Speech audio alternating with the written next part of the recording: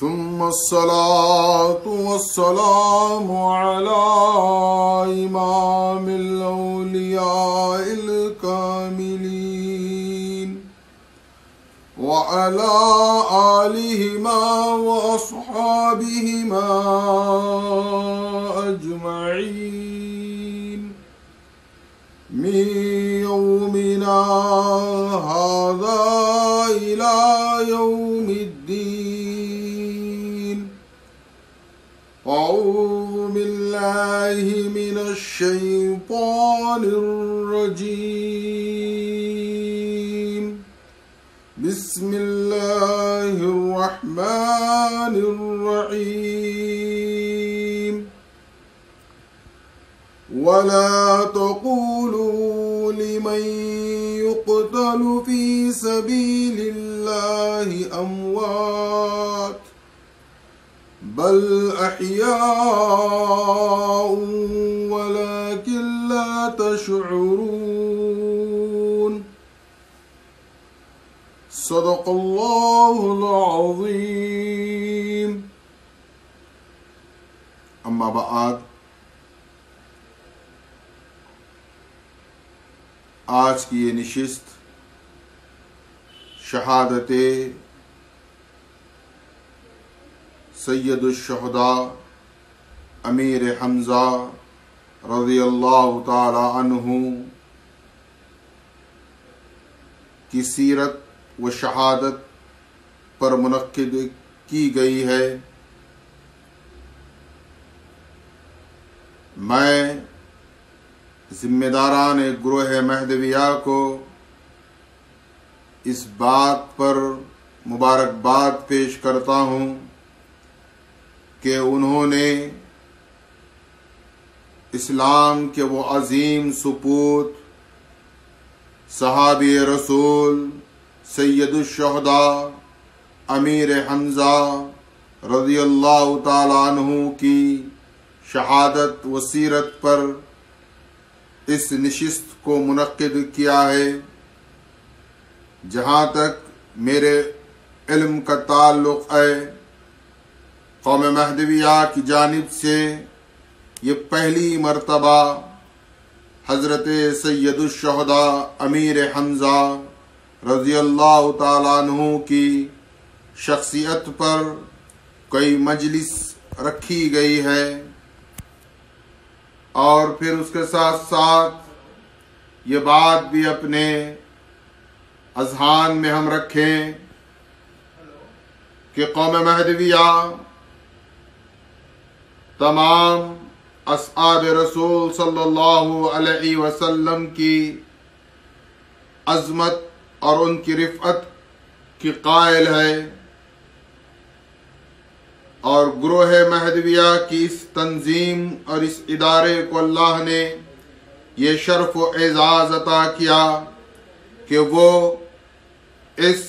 موجودہ دور میں جدید ٹیکنالوجی کے ذریعے عالم انسانیت میں پیغام امام مہدی علیہ السلام پہنچانے کا ذریعہ بنایا. اور اس میں خاص طور پر آج کی یہ نشست اپنی جگہ ایک منفرد نشست ہے، جس میں ام رسول مکرم سید الشہداء امیر حمزہ کی سیرت سے خاص طور پر نوجوان نسل کو متعارف کروایا جا رہا ہے. عالم اسلام میں حضرت امیر حمزہ کی شخصیت سے واقف ہونا ہر مسلمان کے لیے ضروری ہے، چونکہ آقا کونین احمد مجتبی محمد مصطفیٰ صلی اللہ علیہ وسلم اپنے چچاؤں میں سب سے زیادہ حضرت امیر حمزہ کو عزیز رکھتے ہیں اور ان سے محبت فرماتے ہیں. اور آپ دیکھیں کہ یہ ایک حسن اتفاق ہے کہ ماہ شوال المکرم کی 14 تاریخ کو سید الشہداء سراج منیر حامل بار امانت بدل ذات امام مہدی علیہ السلام حضرت شاہ خود میر صدیق ولایت رضی اللہ تعالیٰ عنہ کی شہادت واقع ہوئی، وہیں پر 15 شوال المکرم یوم شہادت سید الشہداء امیر حمزہ رضی اللہ تعالیٰ عنہ ہے۔ عزیزان محترم، حضرت امیر حمزہ کی شخصیت وہ مقام و درجہ رکھتی ہے کہ آقا کونین محمد الرسول اللہ صلی اللہ علیہ وسلم سے انہیں بے شمار نسبتیں حاصل ہیں۔ ایک طرف تو وہ حضرت عبد المطلب کے صاحبزادے ہیں، جس بنا پر محمد الرسول اللہ صلی اللہ علیہ وسلم کے آپ چچا ہیں، تو دوسری طرف محمد الرسول اللہ صلی اللہ علیہ وسلم کی والدہ طیبہ طاہرہ حضرت آمنہ اور حضرت حمزہ کی والدہ جناب حالہ دونوں حقیقی چچا زاد بہنیں ہیں۔ تو اس نسبت سے آپ کا رشتہ مزید یہ ہے کہ آپ یعنی رسول اللہ صلی اللہ علیہ وسلم کے آپ خالہ زاد بھائی بھی ہیں، اور پھر اس کے ساتھ ساتھ رسالت مآب صلی اللہ علیہ وسلم کے آپ دودھ شریک بھائی بھی ہیں۔ جہاں محمد الرسول اللہ نے حضرت سویبہ سے رضاعت قائم کی اور ان کا دودھ پیا، وہیں پر حضرت امیر حمزہ نے حضرت سویبہ کا دودھ پیا۔ اس طرح حضرت امیر حمزہ محمد الرسول اللہ صلی اللہ علیہ وسلم کے رضائی بھائی ہوئے۔ حضرت امیر حمزہ کی وہ منفرد شخصیت ہے، آپ اس بات سے اندازہ لگا سکتے ہیں کہ حضرت امیر حمزہ کو سید الشہداء کا لقب خود آقا کونین محمد الرسول اللہ صلی اللہ علیہ وسلم نے عطا فرمایا۔ وہ لسان محمد جس کے متعلق پروردگار عالم قرآن مجید میں فرما رہا ہے وَمَا يَنْتِقُ عَنِ الْهَوَىٰ إِنْ هُوَ وَحْيٌ يُوحَىٰ، یعنی محمد الرسول اللہ صلی اللہ علیہ وسلم اپنی خواہش نفس سے کلام نہیں کرتے۔ وہ محمد صلی اللہ علیہ وسلم حضرت حمزہ کو سید الشہداء کے لقب سے سرفراز فرما رہے ہیں، تو آپ اندازہ لگائیں کہ آپ کا مقام و مرتبہ کتنا اعلیٰ و عرفہ ہے، جسے خود رسول اللہ نے سید الشہداء کہا، یعنی تمام شہداء کا حضرت امیر حمزہ سردار ہیں۔ تو آپ اندازہ کریں ہمیں حضرت امیر حمزہ کی کیا فضیلت ہوئی، اور پھر اس کے ساتھ ساتھ حضرت امیر حمزہ میں اور رسالت مآب صلی اللہ علیہ وسلم میں عمر کا کوئی زیادہ فرق نہیں ہے، بلکہ محدثین و مفسرین نے اس بات کو بیان کیا ہے کہ آپ صلی اللہ علیہ وسلم سے تقریباً عمر میں 2 برس بڑے ہیں، اور پھر اللہ کے رسول صلی اللہ علیہ وسلم آپ سے بے انتہا قبول فرمایا۔ جب مشرکین مکہ نے تمام اہل اسلام کے لیے راستے تنگ کر دیے تھے، یہاں تک رسالت مآب صلی اللہ علیہ وسلم دار ارقم میں ہے، اور ادھر نبوت کے اعلان کا 6واں سال ہے کہ حضرت امیر حمزہ جن کو اللہ نے قوت و طاقت و شجاعت و بہادری عطا فرمائی تھی، اور ان کا اپنا ایک شوق تھا کہ وہ شکار کیا کرتے، سیر و تفریح کا انہیں شوق تھا۔ ایک مرتبہ اسی طرح آپ شکار پر گئے ہوئے تھے، اور ان کا معمول تھا کہ صبح صادق شکار پر چلے جاتے، دوپہر یا شام کے وقت وہ واپس اپنے شہر مکہ تشریف لے آتے۔ اسی درمیان ایک مرتبہ محمد الرسول اللہ صلی اللہ علیہ وسلم صفا کے پہاڑ پر ہیں کہ ابو جہل لعین نے محمد الرسول اللہ صلی اللہ علیہ وسلم سے دو بدو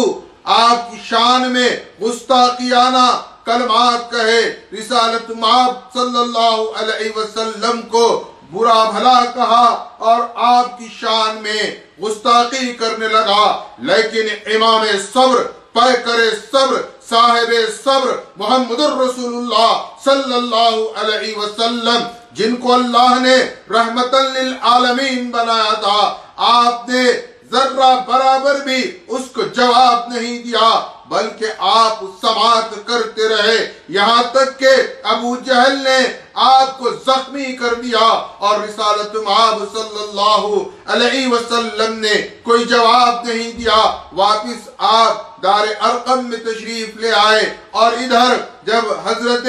حمزہ مکہ مکرمہ میں واپس آتے ہیں تو انہیں اس بات کی اطلاع ملتی ہے کہ ابو جہل نے آج آپ کے بھتیجے محمد صلی اللہ علیہ وسلم کی شان میں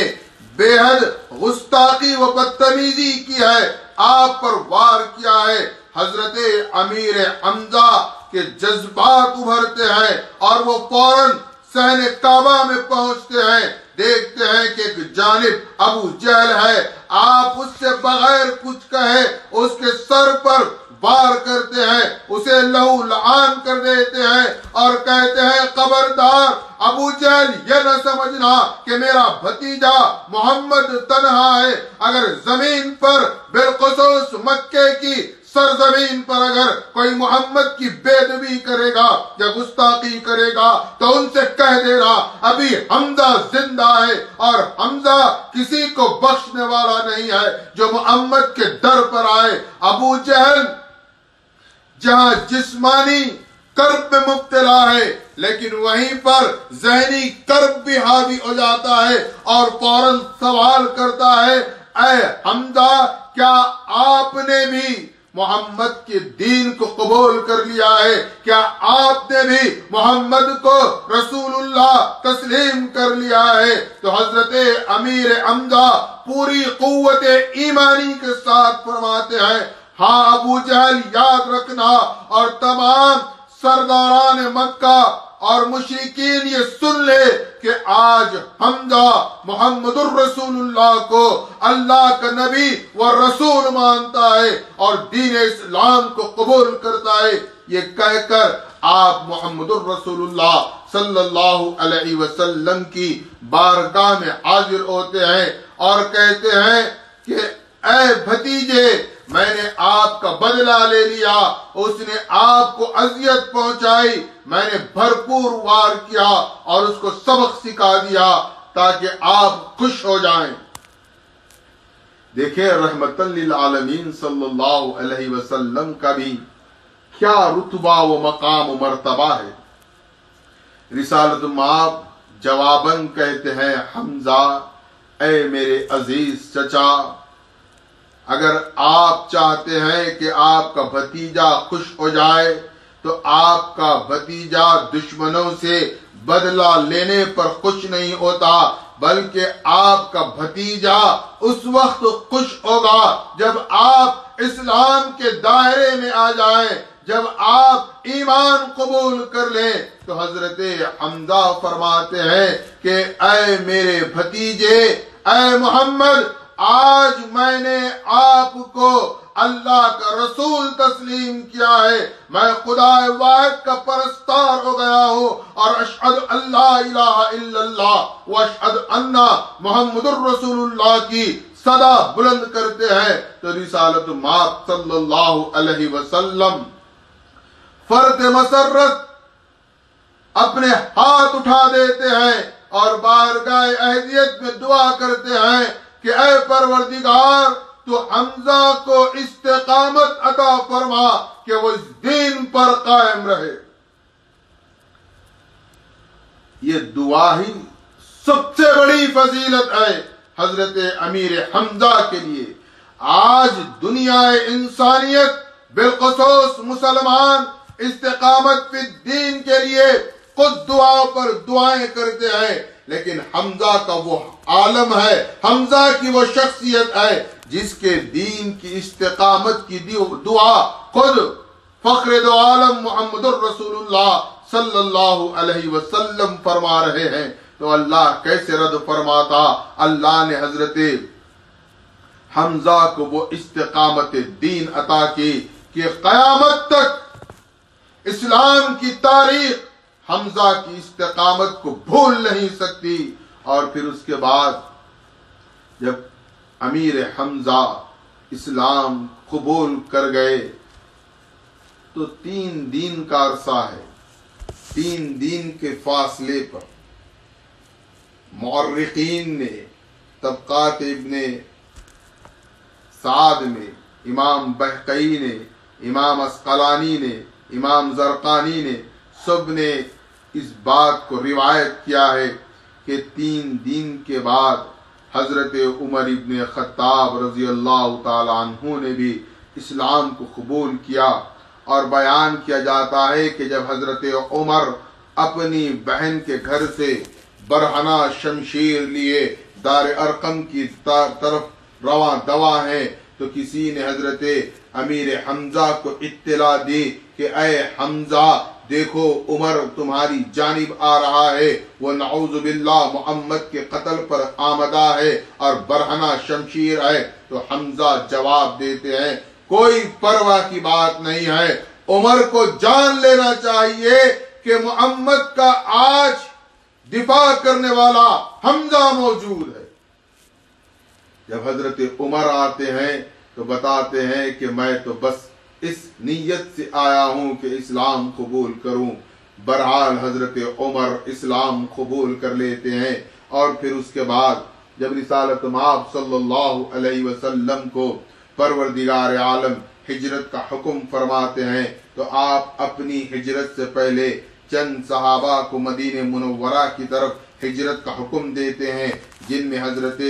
امیر حمزہ بھی ہوتے ہیں۔ اور ادھر حضرت امیر حمزہ مدینہ منورہ پہنچ جاتے ہیں اور اس قدر بے چین و بے قرار رہتے ہیں، روز انتظار کرتے ہیں کہ کب آقا کونین مدینہ منورہ میں جلوہ افروز ہوں گے۔ اور ادھر محمد الرسول اللہ کے حکم کے مطابق جب ہجرت کا سفر اختیار کرتے ہیں اور جیسے جیسے آپ مدینے کے قریب پہنچتے جاتے ہیں ادھر حضرت امیر حمزہ کی بے چینی و اضطرابی کیفیت میں مزید اضافہ ہوتے چلے جاتا ہے کہ روزانہ وہ پہاڑ کی بلندیوں پر کبھی کسی کو چڑھا کر دکھواتے کہ دیکھو کہیں سے نظر آ رہا ہے کہ محمد آ رہے ہیں، کبھی خود بے چین مدینے کی سرحدوں پر چلے جاتے کہ آج میرا حبیب آ جائے، آج اللہ کا رسول آ جائے تاکہ میں ان کے دیدار سے مشرف ہو جاؤں۔ اسی بے چینی کے عالم میں جب یہ خبر اور یہ اطلاع آتی ہے کہ محمد الرسول اللہ صلی اللہ علیہ وسلم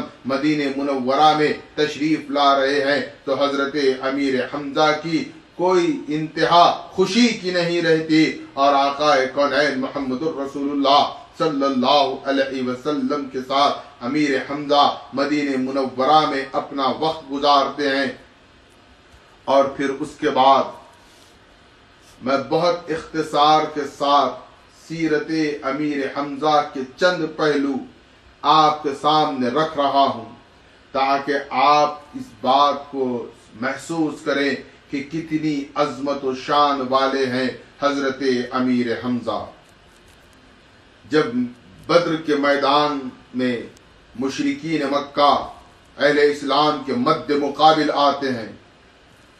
اور پھر ادھر آقا کونین محمد الرسول اللہ صلی اللہ علیہ وسلم اپنی جانب سے 3 انصار صحابہ میں سے بھیجتے ہیں تو مشرکین مکہ کے سردار کہتے ہیں ہم ان سے مقابلہ نہیں کریں گے، ہمارے لیے ہمارے مطابق تم اپنے خاندان کے افراد کو بھیجو۔ تو محمد الرسول اللہ صلی اللہ علیہ وسلم حضرت علی، حضرت حمزہ اور حضرت عتبہ کو روانہ فرماتے ہیں۔ اور آپ یاد رکھیں کہ تاریخ انسانیت کی وہ جنگ، وہ غزوہ جو حق و باطل کے درمیان زمین پر رونما ہونے والا ہے، پہلا معرکہ ہے اور یاد رکھیں یہ 3 اشخاص میں بھی سب سے زیادہ آگے حضرت حمزہ ہیں۔ حضرت حمزہ کو یہ فضیلت حاصل ہے کہ معرکے حق و باطل کے پہلے موقع پر جو سب سے زیادہ لیڈ کرنے والے ہیں وہ حضرت امیر حمزہ ہیں، اور حضرت امیر حمزہ اپنے مد مقابل آئے مشرکین دین حق کو واصل جہنم کرتے ہیں، یہاں تک کہ بدر کا موقع تمام ہو جاتا ہے، مسلمان فتح یاب ہوتے ہیں۔ پھر اس کے بعد جب ریاست مدینہ منورہ کا وجود عمل میں آتا ہے اور اسلام کا پرچم پہلی مرتبہ تیار کیا جاتا ہے، تو یہی وہ حضرت امیر حمزہ ہے جو علم بردار پرچم اسلام کے پہلے شخص ہیں۔ انہوں نے سب سے پہلے اسلام کے پرچم کو بلند کیا۔ تو اندازہ کریں ایک خصوصیت بدر کے میدان میں ہے، ایک خصوصیت ریاست مدینہ کے وجود میں آنے کے بعد ملی، اور پھر اس کے بعد آقا کونین محمد الرسول اللہ صلی اللہ علیہ وسلم کے ساتھ آپ کا یہ عالم تھا کہ رسول اللہ صلی اللہ علیہ وسلم سے آپ کوئی بات کہتے تو رسول اللہ کبھی اس کا انکار نہیں کرتے۔ اس بات کا اندازہ تمام کبار صحابہ رضوان اللہ تعالی علیہم اجمعین کو بھی ہے۔ چنانچہ مدینے کے اطراف بسنے والے یہودی عہد کرنا چاہتے ہیں، ایک معاہدہ کرنا چاہتے ہیں، تو حضرت ابو بکر صدیق سے مشورہ کرتے ہیں کہ ہم کس طرح تمہارے پیغمبر محمد کے پاس اپنا عہد کروائیں۔ تو حضرت ابو بکر صدیق فرماتے ہیں کہ راست پہنچنا تمہارے لیے مناسب نہیں ہے، بہتر یہ ہے کہ تم رسول اللہ تک پہنچنے کے لیے حمزہ کو اپنا وسیلہ بناؤ، اور حمزہ کی وہ شخصیت ہے کہ اگر وہ رسول اللہ سے بات کریں گے تو رسول اللہ کبھی انکار نہیں کریں گے۔ لہذا اسی کے تحت حضرت امیر حمزہ سے یہودی بات کرتے ہیں، اور حضرت امیر حمزہ ان کے بات کرنے کے بعد حضرت ابو بکر صدیق، حضرت علی و حضرت عمر فاروق سے مشورہ کر کے رسول اللہ صلی اللہ علیہ وسلم کی خدمت میں عرض کرتے ہیں، جس کو رسالت مآب صلی اللہ علیہ وسلم قبول فرماتے ہیں۔ ایک بات بہت اہم میں آپ سے عرض کرنا چاہتا ہوں کہ رسالت مآب صلی اللہ دو شخصیات ایسی ہیں جو سفارش کر دیں تو رسول اللہ کبھی اسے رد نہیں فرماتے۔ ایک سیدۃ النساء العالمین حضرت فاطمہ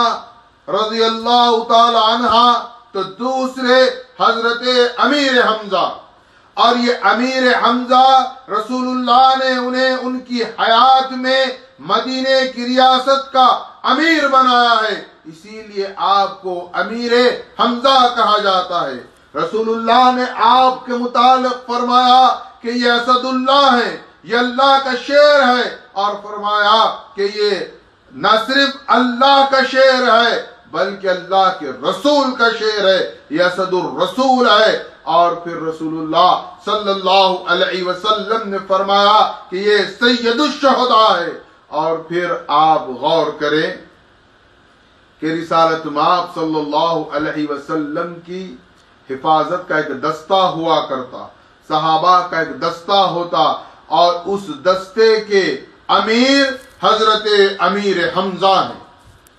وہ نبی مکرم و محتشم و معظم جن کی خدمت کرنا حاشیہ نشینان بزم وحدت بھی اپنے مقدر کی بات سمجھتے ہیں، ان کی حفاظت بظاہر جو کر رہے ہیں صحابہ، ان کے امیر کون ہے؟ تو حضرت امیر حمزہ ہے۔ کیا مقام ہوا امیر حمزہ کا آپ اندازہ لگائیں۔ احد کے میدان میں رسالت مآب صلی اللہ علیہ وسلم سے جب مشرکین مکہ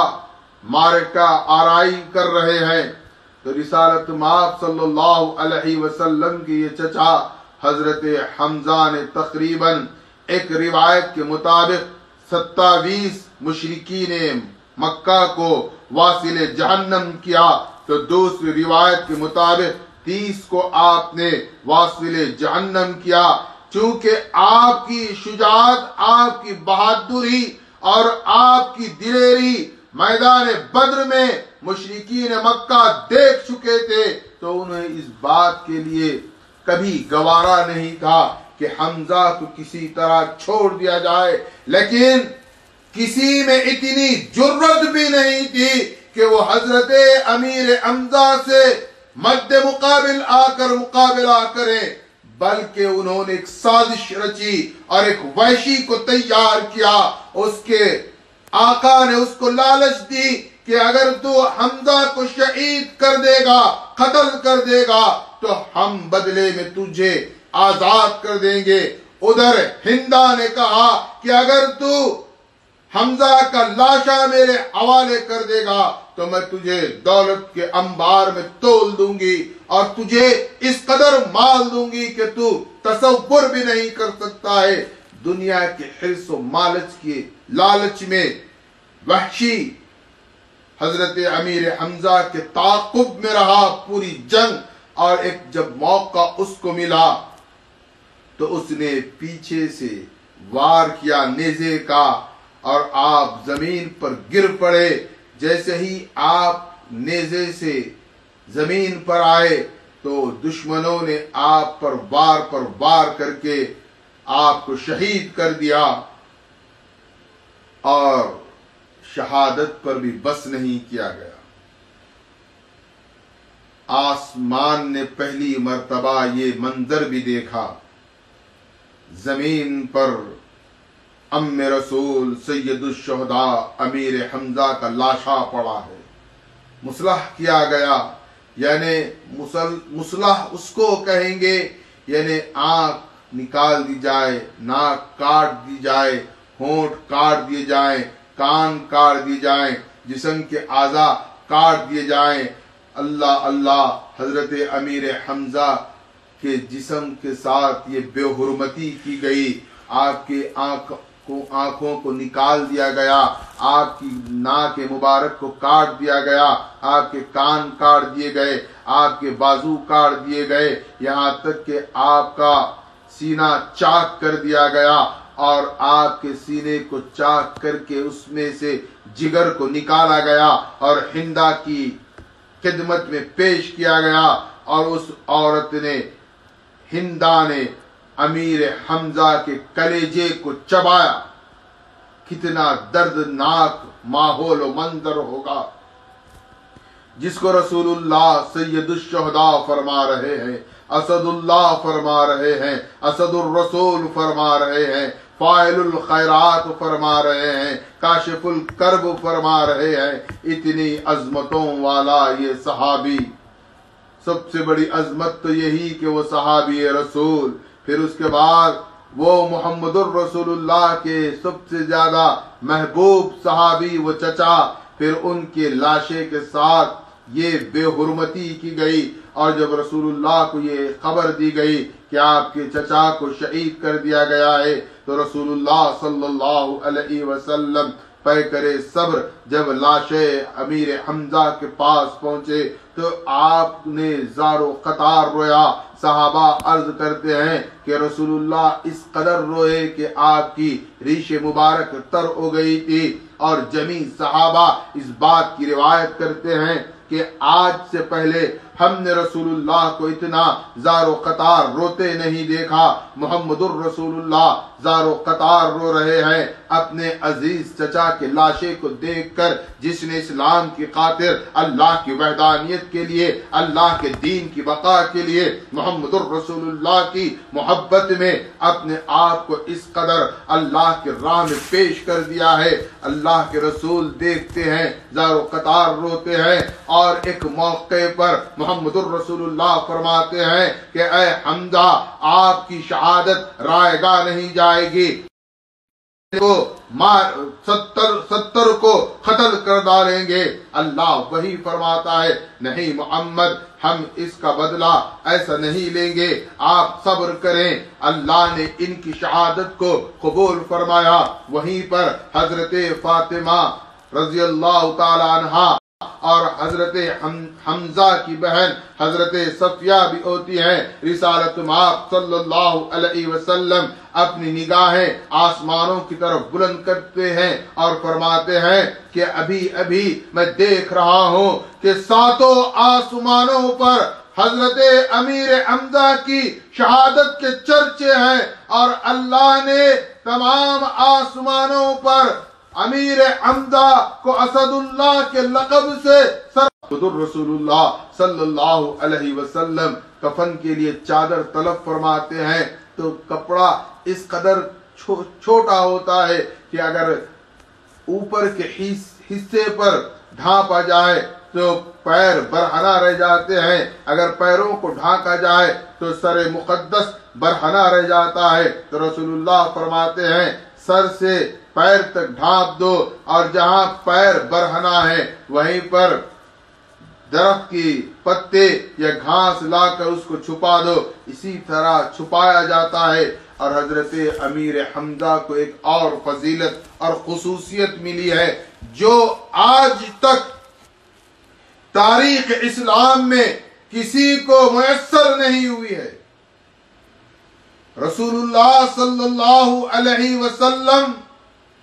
حضرت امیر حمزہ کی نماز جنازہ ادا فرماتے ہیں، اور یہ شریعت کا اصول ہے، اس کا یہ قانون ہے کہ نماز جنازہ میں 4 تکبیرات کہی جائیں گی، اور اگر کوئی 5ویں تکبیر کہہ دے تو وہ نماز جنازہ نہیں ہوگا۔ یہ شریعت کا اصول ہے، لیکن محمد الرسول اللہ وہ صاحب شریعت ہے۔ آپ کا اشارہ کرنا بھی شریعت کا حصہ ہے، آپ کا چلنا پھرنا بھی شریعت کا حصہ ہے، آپ کا سکوت اختیار کرنا بھی شریعت کا حصہ ہے۔ لہذا محمد الرسول اللہ نے جب امیر حمزہ کی نماز جنازہ پڑھائی تو روایتوں میں آتا ہے کہ 70 مرتبہ محمد الرسول اللہ نے تکبیرات کہی ہیں، اور حضرت حمزہ کی نماز جنازہ کے بعد دیگر جو 70 شہداء احد ہیں ان کے نماز جنازہ ایک کے بعد ایک رسول اللہ نے خود ادا فرمائی، اور ان تمام جنازوں میں آگے حضرت امیر حمزہ کا جنازہ ہوتا۔ تو غور کریں حمزہ کو کتنی فضیلت ملی۔ رسالت مآب یہاں تک فرماتے ہیں کہ جب محشر میں امیر حمزہ پہنچیں گے تو اللہ کا غضب رحمت میں بدل جائے گا، اور فرماتے ہیں کہ جب اللہ کی دربار میں روز محشر تمام شہداء اسلام پہنچیں گے تو ان تمام کا صدر و سردار وہ امیر میرا چچا حمزہ ہوگا۔ اور غور کریں حضرت صلی اللہ علیہ وسلم، آپ تصور کریں، آپ محسوس کریں کہ رسول اللہ پر کیا گزری ہوگی جب آپ کے لاشے کے ساتھ یہ سلوک کیا گیا اور آپ کی شہادت آپ کے سامنے ہو گئی، تو رسول اللہ نے کتنا صبر کیا ہوگا، رسول اللہ نے کس قدر اللہ کی رضا کے لیے اس بات کو برداشت کیا ہوگا۔ آپ اندازہ کریں کہ جب تدفین کے بعد رسول اللہ مدینہ منورہ میں تشریف لاتے ہیں تو آپ گھروں سے شہداء کی، خواتین کے رونے کی آواز کو سنتے ہیں، تو آپ فرماتے ہیں ہائے حمزہ تیرے لیے کوئی رونے والا بھی نہیں ہے۔ تو غور کریں رسول اللہ پر کیا گزری ہوگی۔ آج اسلام ہمارے پاس کتنی شہادتوں کے بعد پہنچا ہے، آج ہمیں اس اسلام کی قدر نہیں ہے، ہمیں اس اسلام کی قدر کرنی چاہیے۔ حضرت امیر حمزہ کی شہادت تاریخ اسلام کا ایک غیر معمولی واقعہ ہے، اور حمزہ وہ حمزہ ہیں جو امیر حمزہ ہیں، اور یاد رکھیں وہ آج بھی امیر مدینہ ہے۔ بحقین نے ایک روایت کی ہے کہ عمر بن عبدالعزیز کے دور میں ایک شخص آیا اور کہنے لگا کہ مدینہ منورہ میں میری زمین پر بعض لوگوں نے قبضہ کر لیا ہے اور میں چاہتا ہوں کہ وہ قبضہ بحال کر دیں۔ تو عمر بن عبدالعزیز نے کہا کہ تم اپنی شکایت امیر مدینہ سے کیوں نہیں کرتے؟ تو وہ شخص جواب دیتا ہے میں نے امیر مدینہ سے بھی شکایت کی ہے، لیکن امیر مدینہ نے میری بات کو سنی انسنی کر دی۔ تو حضرت عمر بن عبدالعزیز مسکرا کر جواب دیتے ہیں میری مراد بظاہر موجودہ امیر مدینہ نہیں ہے،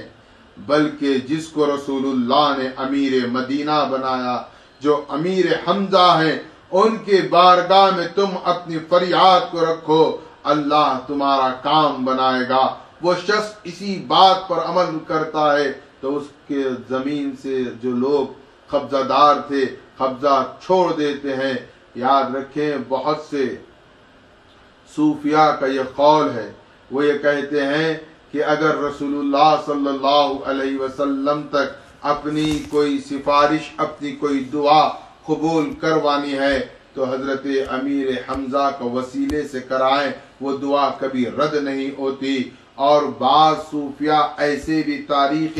اسلام میں گزرے ہیں کہ جب کبھی اللہ نے انہیں مدینہ منورہ جانے کا موقع عنایت کیا تو وہ پہلے روزے رسول پر حاضر نہیں ہوتے ہیں، بلکہ وہ پہلے حضرت امیر حمزہ کے روزے پر حاضر ہوتے ہیں، وہاں پر ان کے دربار میں سفارش رکھتے ہیں، پھر اس کے بعد روزے رسول پر حاضر ہوتے ہیں۔ اور یاد رکھیں یہ اللہ کی راہ میں شہید ہوئے ہیں، جن کے متعلق اللہ خود قرآن میں فرما رہا ہے وَلَا تَقُولُوا لِمَنْ يُقْتَلُ فِي سَبِيلِ اللَّهِ أَمْوَاتٌ بَلْ أَحْيَاءٌ وَلَكِنْ لَا تَشْعُرُونَ۔ حضرت امیر حمزہ وہ اللہ کے شہید ہیں، وہ سید الشہداء ہیں، وہ اسد اللہ ہیں۔ مورخین بیان کرتے ہیں کہ تقریباً احد کے واقعے کے 46 سال کے بعد 46 ایئرز کے بعد میں امیر معاویہ کے دور حکومت میں مدینہ منورہ میں جب نہر کا کام کیا جا رہا تھا تو احد کے پہاڑ سے گزر رہی تھی وہ نہر، تو کئی شہداء احد کے خبریں کھل گئی تو لوگوں نے اپنی آنکھوں سے دیکھا کہ یوں محسوس ہوتا ہے کہ یہ ابھی ابھی دفنائے گئے ہیں اور ان کے جسموں سے خون تازہ بہ رہا ہے، اور انہی میں حضرت امیر حمزہ کی بھی لاش مبارک ہوتی ہے جن کے جسم اتھر سے تازہ خون بہتا ہوا لوگوں نے اپنی نگاہوں سے دیکھا۔ چونکہ اللہ کا یہ فرمان، اللہ کا یہ قرآن ہے جو لا ریب ہے، جس میں اللہ نے فرمایا وَلَا تَقُولُوا لِمَنْ يُقْتَلُ فِي سَبِيلِ اللَّهِ أَمْوَاتٌ بَلْ أَحْيَاءٌ وَلَكِنْ لَا تَشْعُرُونَ۔ یقیناً وہ زندہ ہیں، اور اللہ نے لوگوں کو حضرت امیر حمزہ کی قبر کھلنے پر یہ منظر بھی دکھایا۔ لہذا اللہ کی بارگاہ میں آج ہم حضرت سید الشہداء امیر حمزہ کے وسیلے سے یہ دعا کرتے ہیں کہ پروردگار تو ہماری نوجوان نسل میں وہ قوت ایمانی پیدا فرما جو حضرت امیر حمزہ میں تھی۔ اے پروردگار ہم میں وہ شجاعت، وہ قوت و طاقت عطا فرما کہ ہم اسلام کا دفاع کر سکیں اور حق اور خاص طور پر پیغام امام آخر الزمان مہدی موعود علیہ السلام کو اقصائے عالم میں پہنچائیں۔ اور آج کے دور میں اگر کوئی یہ اعتراض کرتا ہے کہ ہمیں کوئی بتانے والا نہیں ہے، ہمارے مرشدین ہمیں جواب نہیں دیتے، تو یاد رکھ لیں اور وہ لوگ اس فکر کے عامل افراد خاص طور پر کان کھول کر سن لے، اب آپ کا اعتراض نہیں رہا، چونکہ اب تو آپ کے پاس زوم کے ذریعے کہیے یا اس جدید ٹیکنالوجی کے ذریعے آپ کے پاس پہنچ رہے ہیں، آپ سے مخاطب ہو رہے ہیں۔ اگر آپ کو کوئی شک و اشکال ہے، کوئی سوال ہے تو آپ کریں، ہم تیار ہیں آپ کو جواب دیں گے۔ لیکن یاد رکھیں، آپ اعتراضات کو بند کریں، آخرت کی فکر کریں، ایمان پر قائم رہیں، استقامت کی دعا کریں کہ اللہ ہمارا خاتمہ امام مہدی علیہ السلام کی تصدیق پر فرمائے۔